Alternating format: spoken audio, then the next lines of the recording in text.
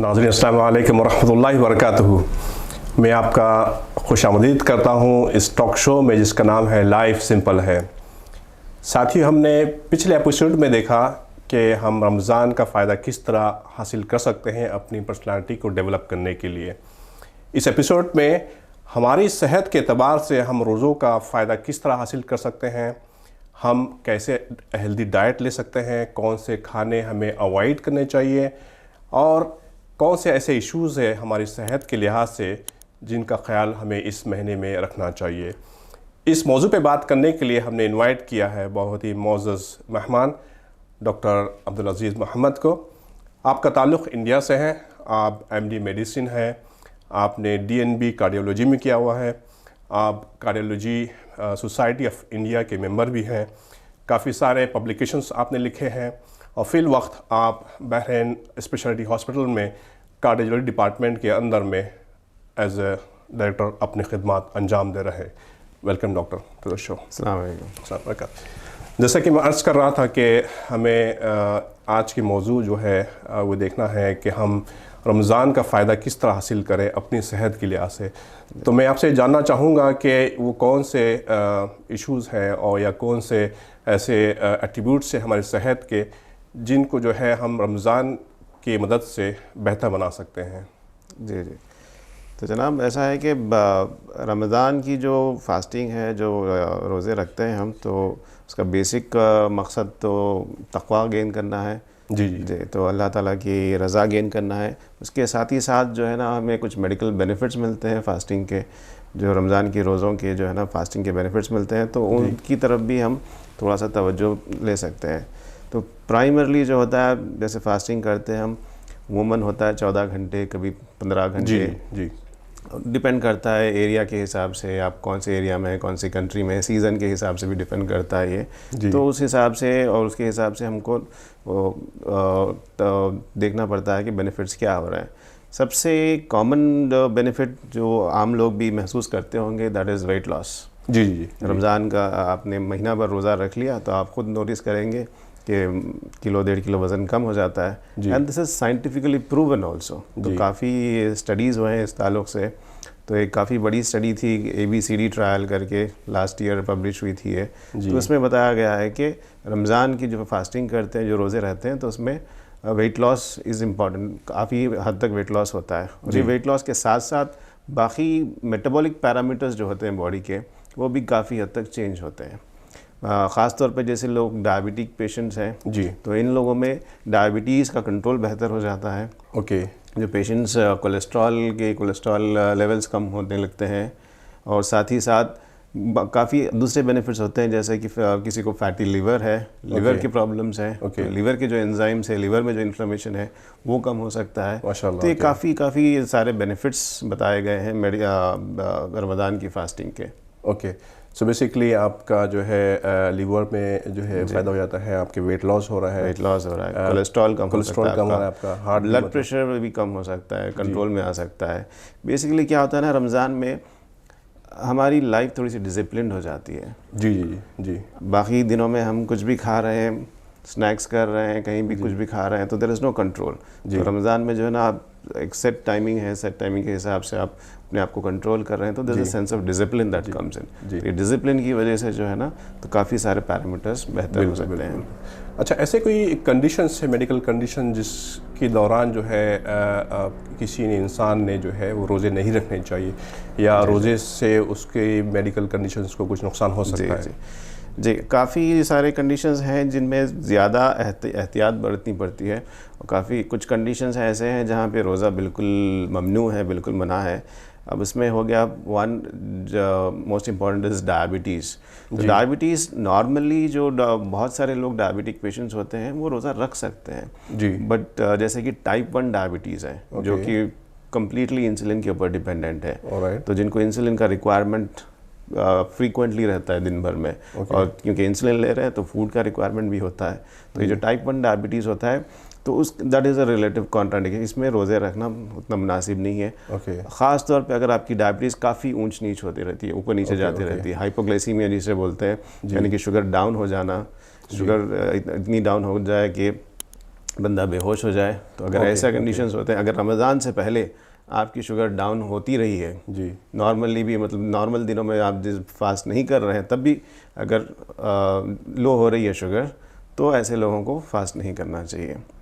बाकी जो डायबिटिक्स हैं, जो टैबलेट्स लेते हैं, जिनकी शुगर कंट्रोल में है, उतना ज़्यादा अप्स एंड डाउन्स नहीं होते हैं, दैट मीन्स कि तो ये पहले लोग आपको रोज़ा पता रख होना सकते हैं। चाहिए कि किस टाइप का डायबिटीज़ आपको है, जी। और फिर उसके बाद में जो है आप क्या क्या तदाबीर और एहतियात कर सकते हैं आप जी, तो रमज़ान टाइप में। 1 डायबिटीज़ जो है, जो बोलते हैं इंसुलिन डिपेंडेंट डायबिटीज़ है, जी इसमें ज़्यादा मुश्किल हो सकती है। जी, टाइप 2 डायबिटीज़, अगर हम जैसे बोलते हैं ब्रिटल डायबिटीज़, बहुत ज़्यादा फ्लक्चुएशंस है, ओके कभी लो हो रही है शुगर, कभी हाई हो रही है, ओके, तो इन लोगों को जो रमज़ान में नुकसान हो सकता है, तो they should avoid fasting. But 90% जो डायबिटिक हैं दे कैन फास्ट कर सकते हैं, रोज़ा रख सकते हैं। थोड़े से एहतियात करनी पड़ेंगी, जैसे कि आपकी मेडिसिन्स हैं, मेडिसिन्स को थोड़ा सा एडजस्ट करना पड़ेगा। इंसुलिन का रिक्वायरमेंट, अगर आप इंसुलिन ले रहे हैं तो इंसुलिन का रिक्वायरमेंट कम हो जाता है। तो नॉर्मली जो हम बताते हैं कि सहर के वक्त जो इंसुलिन लेते हैं, तो उसको आप 2/3 ले लें। जी, मान लें कि सपोजिंग 30 यूनिट्स ले रहे थे आप पहले मॉर्निंग टाइम में, so you have to bring it down to 20 units. जी जी जी, इफ्तार का टाइम का जो इंसुलिन होता है usually it remains the same. जी जी, बट ये सारी चीज़ें it varies from person to person. Exactly yes, तो आपने जो है ना, आप अपने डॉक्टर से रुजू करना है एग्जैक्टली, रमज़ान स्टार्ट होने से पहले, कि तो ही नोज़ बेस्ट कि आपकी शुगर लेवल्स कैसी हैं, शुगर लेवल्स को कैसे हम एडजस्ट कर सकते हैं, और उस हिसाब से आप डेफिनेटली रोज़ा रख सकेंगे। जी। इसके अलावा कोई हार्ट की इशूज़ वगैरह वाले रख सकते हैं रोज़ा, या फिर उन्हें भी कोई एहतियात की ज़रूरत पड़ेगी? जी जी, तो मैं कार्डियोलॉजिस्ट हूँ, तो ये मुझे काफ़ी कॉमन क्वेश्चन आता है जी जी, कि मुझे हार्ट अटैक हुआ था, या मुझे स्टेंट लगे थे, या मुझे बाईपास सर्जरी हुई थी, तो क्या मैं रोज़े रख सकता हूँ? तो उसमें भी थोड़ा सा इंडिविजुअलाइज करना पड़ता है। अब देखिए, मान लें कि कोई बंदा है जो 40 ईयर्स का बंदा है, अदरवाइज वेल फिट है, हाइपरटेंशन है, हार्ट प्रॉब्लम हुआ था 1-2 साल पहले, स्टेंट लगा था, नाउ इज़ फिट, अभी कोई प्रॉब्लम नहीं है, तो ऐसा बंदा बिल्कुल रोज़ा रख सकता है। और compare it with the other side, let's say कि कोई 70 ईयर्स की मोहतरमा है, बुज़ुर्ग है, थोड़ी सी फ्रेल जिसे बोलते हैं, डेलिकेट टाइप की है, तो उनकी ब्लड प्रेशर ऊपर नीचे होती रहती है, सांस फूलने की शिकायत रहती है, उतनी ज़्यादा फिट नहीं है, तो ऐसे लोगों को अवॉइड करना चाहिए। और इन जनरल टर्म्स, अगर रीसेंट हार्ट अटैक हुआ है in the last 1 or 2 months, तो बेहतर रहेगा कि अवॉइड करें। रीसेंट सर्जरी हुई है, बाईपास सर्जरी हुई है in the last 1 or 2 months, तो अवॉइड करना चाहिए रोज़ा रहना। ओके, अदरवाइज अगर ऑल्सो डिपेंड्स कि आपका हार्ट का फंक्शन कैसा है। जी, हार्ट अटैक्स में भी कई किस्म के हार्ट अटैक्स होते हैं, माइनर अटैक होता है, मेजर अटैक होता है, और कितना जल्दी आपका ट्रीटमेंट किया गया उसके ऊपर भी डिपेंड करता है कि आपकी हार्ट की फंक्शनिंग कैसी है। ओके, अगर आपकी हार्ट की पंपिंग अच्छी है, फंक्शनिंग अच्छी है, ज़्यादा चेस्ट पेन नहीं रहता है आपको, आप नॉर्मल एक्टिविटीज़ कर सक रहे हैं, तो आप बिल्कुल रोज़ा रख सकते हैं, रोज़े से फ़ायदा उठा सकते हैं। अगेन अपने फिजिशियन से कंसल्ट करना चाहिए, बिल्कुल। बिल्कुल। इसमें कोई एज की रेस्ट्रिक्शंस है कि आजकल हम देखते हैं कि लोग बड़े फोटोग्राफ्स डालते हैं कि बच्चा 4 साल का था, हमने जो है उसको रोज़ा रखवा दिया, तो कोई मिनिमम एज होना चाहिए रोज़ा रखने के लिए? कोई उसकी सेहत पर असर तो नहीं होगा? नहीं, मिनिमम एज ऐसा है कि हम बिल्कुल छोटे बच्चे हैं जिनको पता नहीं है कि प्याज क्या चीज़ है, भूख क्या चीज़ है, तो इन ऐसे बच्चों को अवॉइड करना चाहिए रोज़ा रखना। जी, अब आप अपने देखें तो ये भी है कि प्यूबर्टी से शुरू होता है रोज़े का तो बच्चा अगर बड़ा हो जाता है तो उसके बाद से रोज़ा रख सकता है। जी, अगर बच्चा बहुत ही कमज़ोर है, खाने पीने में दुश्वारी है, तो ऐसे बच्चों को अवॉइड करना चाहिए रोज़ा रखना। तो मतलब कि कम एज में, मतलब कि ऐसी एज में जहाँ पर वो कमज़ोर है, बिल्कुल कमज़ोर है और ना समझ है, वो जानता नहीं है जी जी, कि भूख लग गई तो खाना चाहिए, प्यास लग गई तो पीना चाहिए, अगर इस किस्म की भी नॉलेज नहीं है तो इन बच्चों को अवॉइड करना चाहिए। अदर साइड के कोई एक्सट्रीम एज है, जैसे कि क्या एज होना चाहिए कि उसके बाद में अब ना रखें तो बेहतर है? तो ये डिपेंड करता है कि वो फंक्शनली कैसा है बंदा। अगर कोई मान लीजिए 70 ईयर्स के हैं बट अदरवाइज फिट हैं, एक्टिव हैं, रोज़ाना नमाज को जाते हैं, मस्जिद जाते हैं, नमाज पढ़ते हैं, होश हवास में पूरे, तो दिन कोई रोक टोक नहीं है ऐसे बंदों के लिए रोज़ा रखने के लिए। ऑन द अदर हैंड कोई समझिए वही 70 ईयर्स के हैं बट बेड रिडन है, जी, तो चलते फिरते नहीं है ज़्यादा, शुगर बीपी ऊंच में जो है ना ऊपर नीचे होता रहता है, तो ऐसे लोगों को अवॉइड करना चाहिए। तो आपकी फंक्शनल कैपेसिटी भी कैसी है? ओके, तो बंदा मतलब 70 ईयर्स का हो सकता है बट फिट में भी 50 ईयर्स, जी जी जी, फिजियोलॉजिकल एज में भी 50 ईयर्स, तो फंक्शनल एज में भी 50 ईयर्स, तो उसके हिसाब से होता है। अच्छा, एक इंटरेस्टिंग टॉपिक था कि इफ्तार, जी, कि इफ्तार के बाद सुनते ही जो है लोग बड़े बड़े पकवान, और फिर उसके इफ्तार के बाद से वो गबगा और काफ़ी लेट नाइट ईटिंग वगैरह चलती है। तो रमज़ान के अतबार से अगर हमें वाकई इसकी सेहत के लिहाज से का फ़ायदा उठाना है, तो क्या डाइट मेंटेन करनी चाहिए हमें दिन भर, मतलब कि इफ्तार में या सहर? बड़ा अच्छा सवाल किया आपने। एक इनफैक्ट एक स्टडी हुई थी दुबई में। जी जी। तो यहाँ पर 3 ग्रुप्स ऑफ नेशनैलिटीज़ को लिया गया था जी। एक थे पाकिस्तानी, दूसरे थे सूडानी, तीसरे थे अमीराती। ओके। तो इन तीनों को लेकर एक स्टडी किया गया था कि इनका रमज़ान से पहले और रमज़ान के बाद क्या फ़र्क पड़ता है। ओके। तो देखा गया कि हमारे पाकिस्तानी भाइयों का कोलेस्ट्रॉल बढ़ जाता है रमज़ान के बाद उनका कोलेस्ट्रॉल बढ़ जाता है। जी। सूडानी और अमीराती का कंट्रोल में रहता है। तो क्यों हो रहा है? It's because the food habits. जी। आप इफ्तार में समोसे भी चल रहे हैं, बिरयानी भी चल रही है, कब्ज़ा भी चल रहा है, तो फिर मुश्किल हो जाती है। जी। तो डेफिनेटली जो है ना, आप इफ्तार में क्या ले रहे हैं, सहूर में क्या ले रहे हैं, it is very important to control. जी। प्राइमरली जो है फ्रूट्स और फ्रूट बेस्ड चीज़ों पे ध्यान दें। जी। आप फ्रूट्स ले सकते हैं, फ्रूट जूसेस ले सकते हैं, लिक्विड बेस्ड चीज़ें हैं जैसे कि जूस हो गया, कोकोनट वाटर हो गया। एंड इट डिपेंड्स, अगर डायबिटिक है तो मीठी चीज़ों को अवॉइड करें, शुगरी ड्रिंक्स को अवॉइड करें। जी जी। अगर हाइपरटेंसिव है, हाई ब्लड प्रेशर है आपको, तो बहुत ज़्यादा नमकीन चीज़ों को अवॉइड करें। जी जी। तो basic simple fruits, fruit based, liquid based, ये चीज़ों को लें, बेहतर रहेगा। एंड अवॉइड करें बहुत ही ज़्यादा फ्राइड हो या बहुत ज़्यादा ऑयली हो, शुगरी हो, ये चीज़ों को अवॉइड किया जाए। जी जी जी। अच्छा, एक और कंसेप्ट था जो कि आजकल मार्केट में काफ़ी चल रहा है, इंटरमिटेंट फास्टिंग। तो जो हम लोग रमज़ान में फास्टिंग करते हैं और इसमें क्या फ़र्क है, और मतलब कोई इसमें एडवांटेज है एक दूसरे को पे? Intermittent fasting is almost similar to हमारे जो रोज़े होते हैं, तो वो भी डिसाइड होता है 14 घंटे या 15 घंटे या 16 घंटे, डिपेंडिंग ऑन बॉडी टाइप्स। तो द मेन डिफरेंस जो होता है इंटरमिटेंट फास्टिंग और रमज़ान की फास्टिंग में, वो है वाटर इनटेक।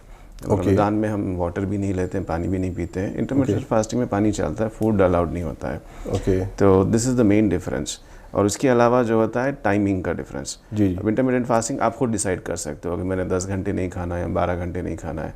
यहाँ पर तो टाइम सेट है जी। सनराइज टू सनसेट का टाइम सेट है, तो you can not make a difference. बाकी स्टडीज़ के हिसाब से देखा जाए तो रमज़ान की जो इंटरमिटेंट फास्टिंग ही बोलते हैं उसको, तो जो फास्टिंग हो रही है, तो इसमें वी गेट मोर बेनिफिट्स। अच्छा, वो कैसे? इसमें इसलिए है कि बिकॉज अल्लाह ताला अपने साथ है, फेथ इज़ ऑल्सो इन्वॉल्व, आपका तक़वा भी साथ में है। बिल्कुल। तो उसके साथ जो होता है ना कि you get a sense of well being. जी। You get a sense of well being, you can overcome anxiety, depression, ये इश्यूज़ भी ओवरकम कर सकते हैं आप। जी। और इसके साथ साथ जो है ना, आप जैसे इफ्तार में बैठे हैं, कम्युनिटी के साथ बैठे हैं, साथ बैठ के इफ्तार खोल रहे हैं, तो लोगों के साथ आपका इंटरेक्शन ज़्यादा होता है, सोशलाइजिंग होती है, तो इसकी वजह से भी जो है ना, तो मेंटल इलनेसेस कम हो सकते हैं इसमें। जैसे मतलब मेंटल हेल्थ भी आपकी इम्प्रूव हो जाएगी इसकी वजह से, माशाल्लाह। अच्छा, एक और चीज़ जो हम अक्सर ऑब्ज़र्व करते हैं रमज़ान के अंदर स्पेशली, कि रोज़े के करीब, इफ्तार के करीब जो है थोड़ा मिजाज चिड़चिड़ा हो जाता है, और दूसरे जो है ड्राइविंग में थोड़ा सा कंसंट्रेशन लैप्स आने लगता है। तो इसको हम कैसे रिजॉल्व करें, या क्या इसकी वजह हो सकती है? जी, तो इसलिए ये ख़ास तौर पे ये तब होता है व्हेन जब रोज़े लंबे हों। जी जी। 14 घंटे 15 घंटे उससे ज़्यादा के रोज़े हों, या फिर पीक समर चल रहा है जहाँ पे कि हीट बहुत ज़्यादा है, तो you tend to lose a lot of water. और ऐसे लोग जो कि ज़्यादा धूप में मेहनत कर रहे हैं, ओके, जो बंदे बैठ के एसी में काम कर, उनको ज़्यादा ना महसूस हो, बट जो बंदे बाहर कर उनको ज़्यादा महसूस हो सकता है। पर्टिकुलरली ये जो डायबिटिक पेशेंट्स होते हैं, तो उनको ज़्यादा ख्याल रखना पड़ता है। ये जो लास्ट 1 to 2 आवर्स का जो पीरियड होता है, शुगर कम होने का या हाइपोग्लाइसीमिया होने का रिस्क सबसे ज़्यादा इसी टाइम होता है। ओके। तो ऐसे टाइम पे बेटर रहेगा कि आप शुगर चेक करने का ज़रिया अपने साथ रखें, ग्लूकोमीटर साथ में रखें। अगर कोई सिम्टम्स हो रहे हैं, जैसे कि बहुत ज़्यादा भूख लग रही है, या आपको स्वेटिंग होने लग गई है, या हाथ पैर में थरथरी हो रही है, जी।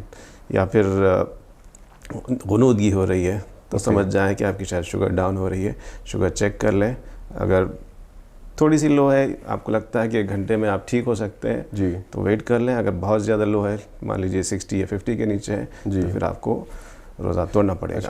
अच्छा, इसमें कुछ जो है अबनॉर्मल रूटीन्स भी होती है, जैसे अब खाने के औकात जो है हमारे चेंज हो जाते हैं, जागने के और सोने के औकात चेंज हो जाते हैं, तो इसका भी कोई इफेक्ट आता है हमारे मिजाज के अंदर में? डेफिनेटली। अब अक्सर अमूमन क्या होता है कि रमज़ान में आप बहुत जल्दी उठ रहे हैं सहर के लिए, फजर से भी आधा 1 घंटा पहले उठ रहे हैं, और रात में भी तरावी का होता है, क़यामुल लैल का जो निज़ाम होता है, तो इसकी वजह से नींद आपकी उतनी ठीक नहीं रहती है। तो अगर हो सकता है, अगर आपको चांस मिलता है तो ज़ोहर के बाद you can take a nap, तो एक छोटा सा नैप ले लेंगे तो बेटर फील करेंगे डेफिनेटली। और इसके अलावा फ़िज़िकल एक्टिविटी भी हमारी अलग हो जाती है। जी। तो कई लोग हैं जो मतलब दिन भर में फ़िज़िकल एक्टिविटी कम हो जाती है, अपनी कम कर सकते हैं हम, बट फिर रात में ज़्यादा हो जाती है। रात में जैसे आप बाहर जा रहे हैं, नमाज़ों के लिए जा रहे हैं, तरावी पढ़ रहे हैं, जी, 20-20 रकात की तरावी पढ़ रहे हैं, क़यामुल लैल में खड़े रहे हैं, तो उसमें भी फ़िज़िकल एक्टिविटी ज़्यादा हो जाती है। जी। तो फ़िज़िकल एक्टिविटी और स्लीप का काफ़ी ऊपर नीचे होता है, तो you have to balance it out. Okay, आप कैसे कर रहे हैं, कितने कम से कम 6 से 7 घंटे नींद लेने की कोशिश करें 24 घंटे के अंदर। जी। ओके, और फिज़िकल एक्टिविटी के हिसाब से फिर आपको अपने दवाइयों को भी एडजस्ट करना पड़ेगा। ठीक। तो दवाइयों का इंतजाम कैसे, मतलब कि अब रोज़े के दौरान तो दवाई ले नहीं सकते हैं, जी, तो आप फिजिशियन से कंसल्ट कर सकते हैं? जी बिल्कुल। बेस्ट तरीक़ा ये है कि आप रमज़ान से कुछ दिन पहले अपने फिजिशियन से कंसल्ट करें, अपने डॉक्टर से पहले कंसल्ट करें। जी। बहुत सारे डॉक्टर्स हैं, वेल ट्रेंड, खासतौर पर जो मुस्लिम डॉक्टर्स हैं, उन्हें वो लोग जानते हैं कि कैसे एडजस्ट करना है। जैसे मैं थोड़ी देर पहले बता रहा था, इंसुलिन का हो गया, तो इंसुलिन आप 2/3 करें सहर के टाइम, इफ्तार के टाइम सेम रखें। ब्लड प्रेशर की मेडिसिन है, अगर पावरफुल मेडिसिन हैं तो मैं जो सजेस्ट करता हूँ कि वो इफ्तार के टाइम ले लें, ना कि सहर के टाइम।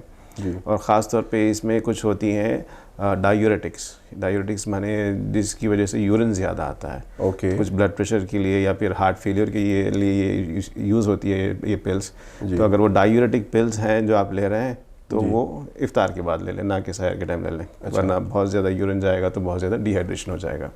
तो इन सारी चीज़ों को एडजस्ट करना पड़ता है। Doses and timings will need to be adjusted.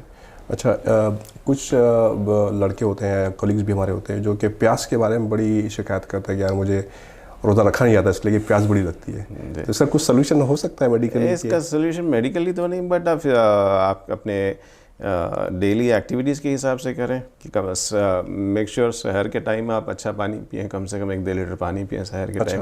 और उसके बाद ऐसे एक्टिविटीज़ अवॉइड करें जहाँ पे बहुत ज़्यादा वाटर लॉस हो रहा है। मसलन कि धूप में जाना हो गया या फिर बहुत मेहनत वाले काम करना हो गया, तो इन चीज़ों को अवॉइड करें। तो स्मार्टली वाटर इनटेक करें। जी। एंड वाटर, जैसे मैंने बताया, डायूरेटिक पिल्स पे अगर हैं तो उसको एडजस्ट करें। जी।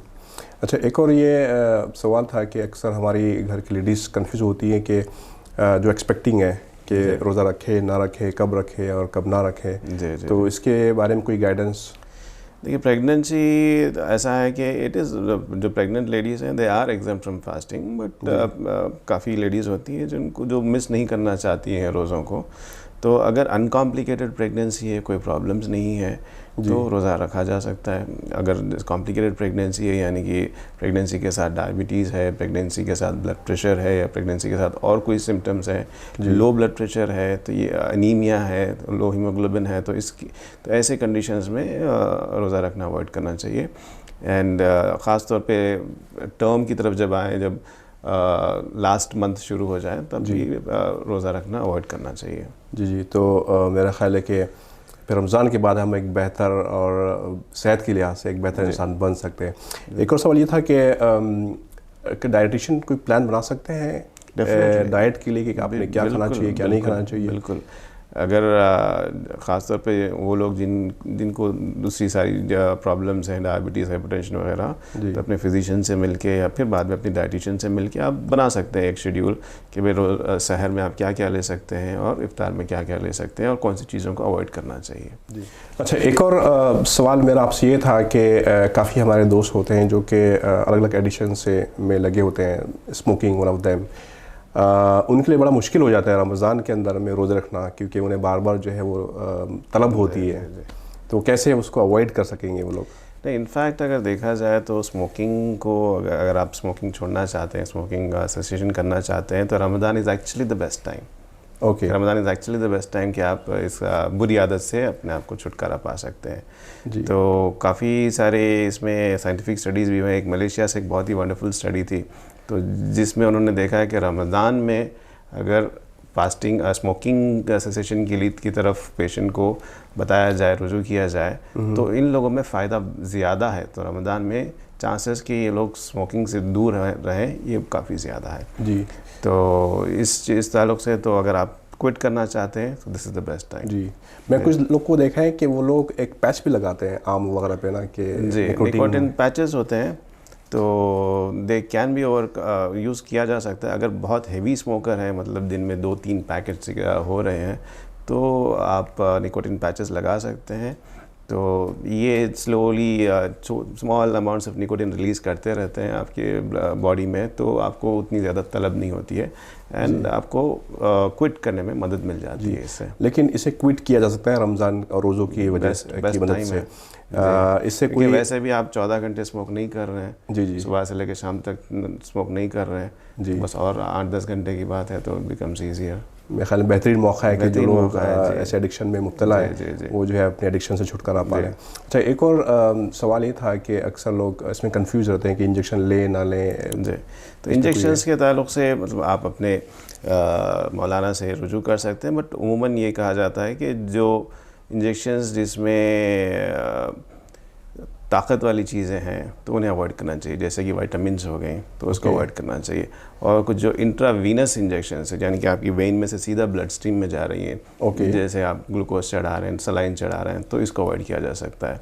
जो सबक्यूटेनियस इंजेक्शंस जो होते हैं, जो मतलब स्किन के नीचे दिए जाते हैं, तो ये इंजेक्शंस लिए जा सकते हैं, कोई मुश्किल नहीं है इसमें। जिन्हें सलाइन वगैरह लगी हो, कोई बीमार है तो सलाइन लगी है तो ऑटोमेटिकली आपका रोज़ा नहीं हुआ, ज़रूरत ही नहीं रखने की, रोज़ा नहीं हुआ आपका। जी जी, सलाइन चल रहा है, आपको पानी जा रहा है आपकी बॉडी में, तो आपका रोज़ा नहीं हो सकता, रोज़ा नहीं हो सकता, रोज़ा नहीं हो सकता, राइट, उसको क़ज़ा करना पड़ेगा आपको। जी जी जी जी। जज़ाकल्लाह खैर डॉक्टर साहब। सामईन, आपने देखा कि माशाल्लाह हम रमज़ान का इस्तेमाल, इसके फ़वाइद जो है हम लोग सेहत के लिहाज से भी काफ़ी ले सकते हैं। डॉक्टर साहब ने अपनी यहाँ पर राय रखी, लेकिन इस पर ध्यान दें कि आपने अपने फिजिशियन से ज़रूर कंसल्ट करना है। ये चीज़ें केस टू केस डिफ़र होती है। आई होप कि आपको हमारा ये एपिसोड पसंद आया होगा। इसे लाइक करें, सब्सक्राइब करें, और अगर कोई सवाल सेहत के लिहाज से, इस एपिसोड के लिहाज से आपके जहन में है तो ज़रूर लिखिएगा। इंशाल्लाह हम इसका जवाब देने की ज़रूर कोशिश करेंगे। जज़ाकल्लाह खैर। और भी बहुत सारे एपिसोड आ रहे हैं, काफ़ी इंटरेस्टिंग टॉपिक्स आ रही हैं। इंशाल्लाह हमारे साथ में जुड़े रहिएगा। इंशाल्लाह अगले एपिसोड में आपसे मुलाकात होगी। अस्सलामु अलैकुम वरहमतुल्लाहि वबरकातुहू।